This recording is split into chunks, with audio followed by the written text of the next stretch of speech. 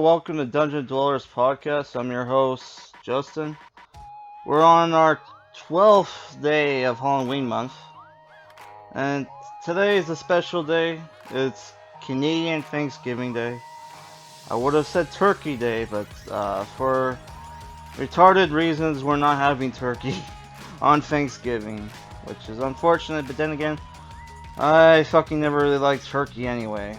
So today we're reviewing Chew, Volume 1, Taster's Choice, which collects issues 1 through 5 of Chew, written by John Layman and art by Roy Guillory, published by Image Comics. I don't know if I said that. So apparently, John Layman's supposed to be an SJW, anti-comics gator, which I am neither pro or anti-comics gate, because I kind of don't see the point of it. And you're just like, how are you going to save comic book shops by making comics when your comics don't get into comic shops because they don't like you because you're controversial. So it's like it just comes off kind of like a grift to me, but I don't know, whatever. Yeah, and then and there's the fact that like they come off like pretty lefty themselves. Especially Zach, but like I don't know, I like Zach, but he's kind of, you know. Oh well. So what this comic book is about? It's about, I'll just read the fucking back. Tony Chew is a detective with a secret, a weird secret. Tony Chew is a cebopathic, which means he gets psychic impressions from whatever he eats. It also means he's a hell of a detective, as long as he doesn't mind nibbling on the corpse of a murder victim to figure out who done it and why. He's brought on by the Special Crimes Division of the FDA, the most powerful law enforcement on the agency on the planet, to investigate their strangest, sickest, and most bizarre cases. So, when I reviewed this back in the day on my old YouTube channel, I didn't notice this at the time, but during the COVID bullshit, which we're still enduring, I watched like the first 2 seasons of X-Files and like got up to I think episode 9 of season 3. So like this comic has a very X-Files feel to it, well, but not at first, because the story here is that you have Tony Chew, who's an Asian American. He's working with Vice. He has this cool partner called John Colby. They're part of Philly PD, which is Philadelphia.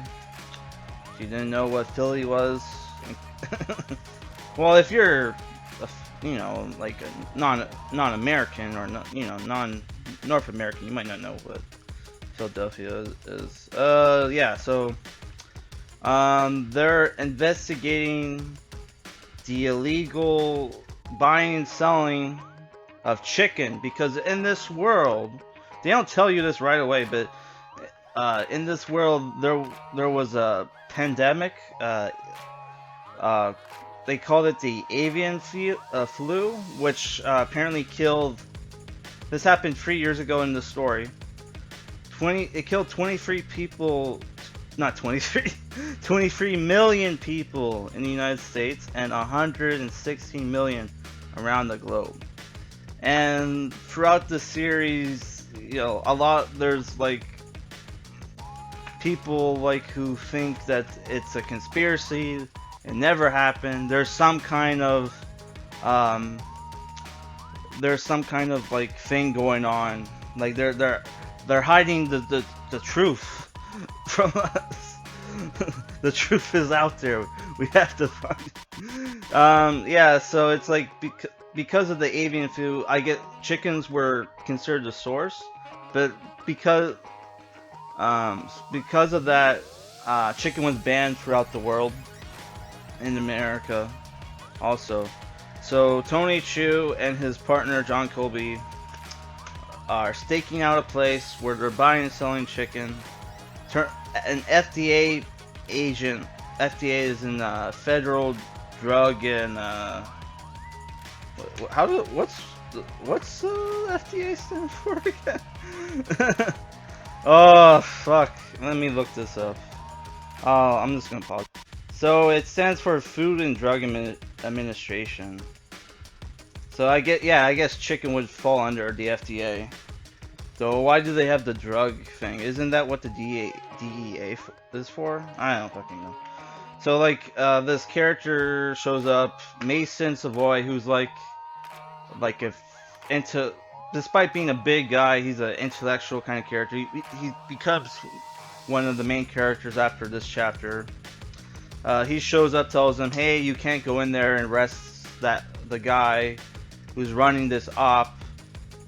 He's informant for us." So they go in anyway,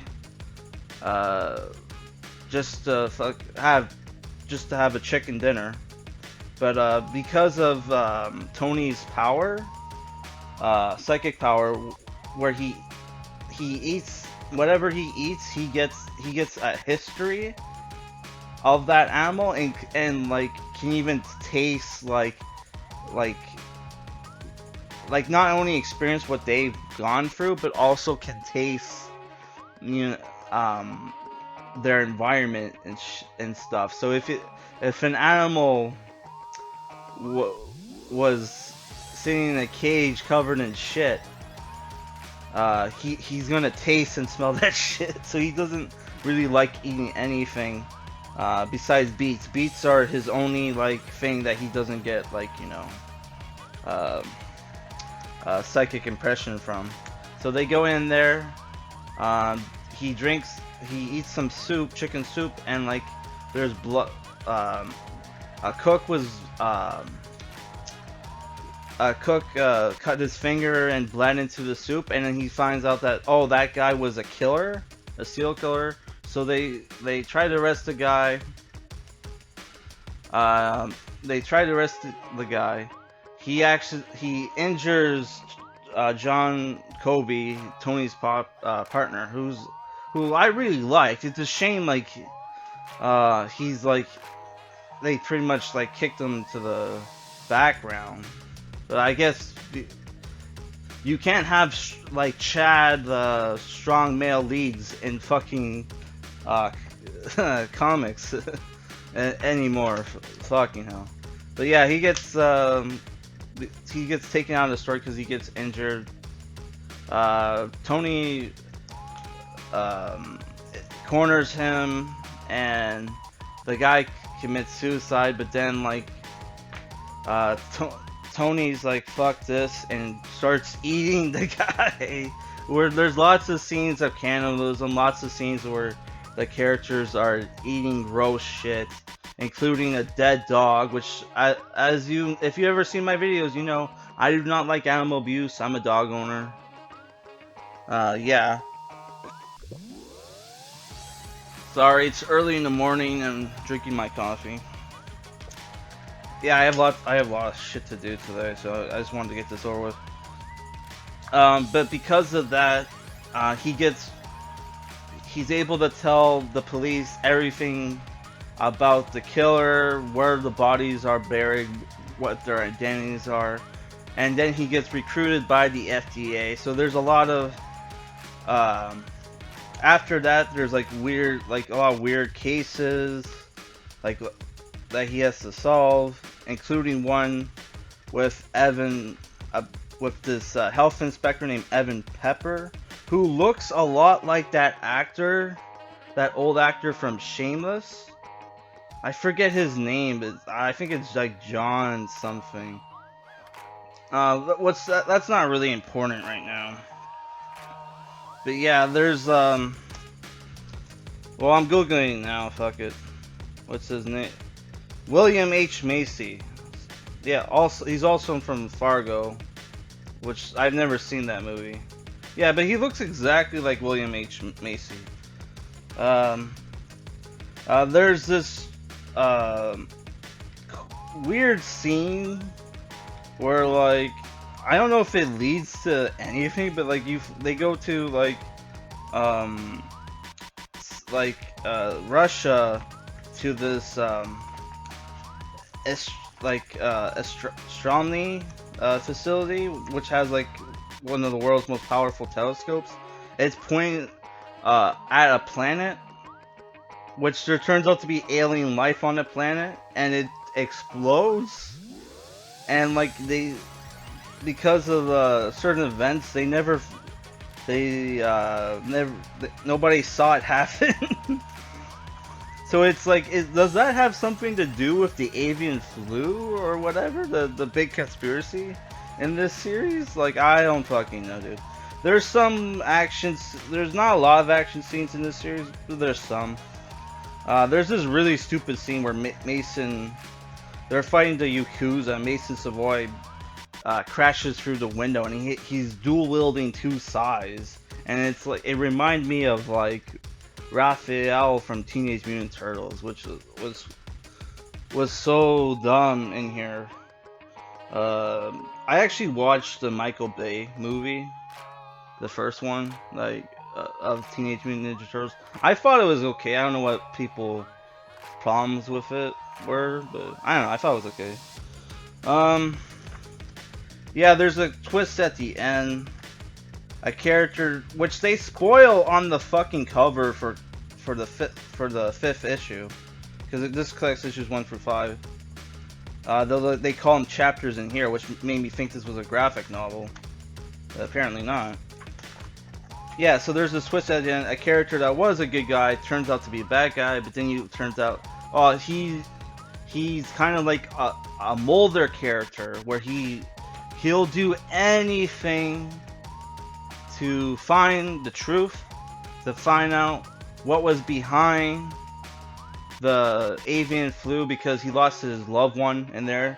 So that kind of makes him like a gray character. I don't know. I really like you know, characters that are like crusaders of truth, you know, truth seekers, that kind of thing. Which is why I watched X-Files to begin with. Despite the fact that I liked this book, and you know, it did get like a Harvey Award and a Will Eisner Award for Best New Series. I don't know what the fuck the Harvey Awards are. I really liked this book, but a lot of the humor fell flat to me.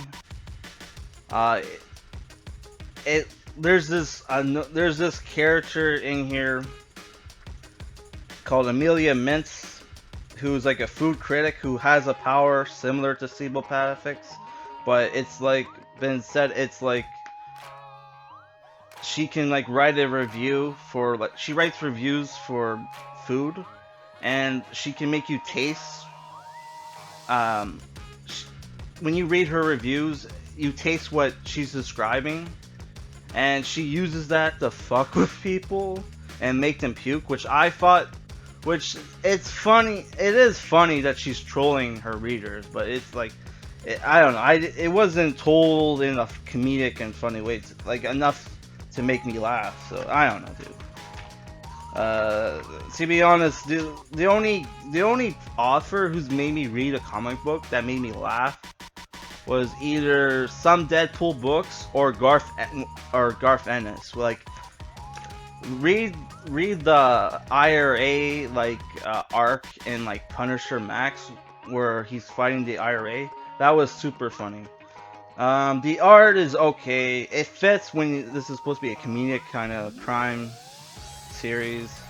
I don't know. If I had to give this review, not a review, a fucking rating, it's like a 7 out of 10. It's alright, and I should mention, when I bought this, it's like it was $12.50, which is pretty cheap for a 5-issue series, but I don't, for a 5-issue trade paperback, but I don't think you're gonna get that for this price nowadays, because like, comic books nowadays fucking are way over fucking price. It's insane. So, I don't know. See you guys next time. Alright, peace.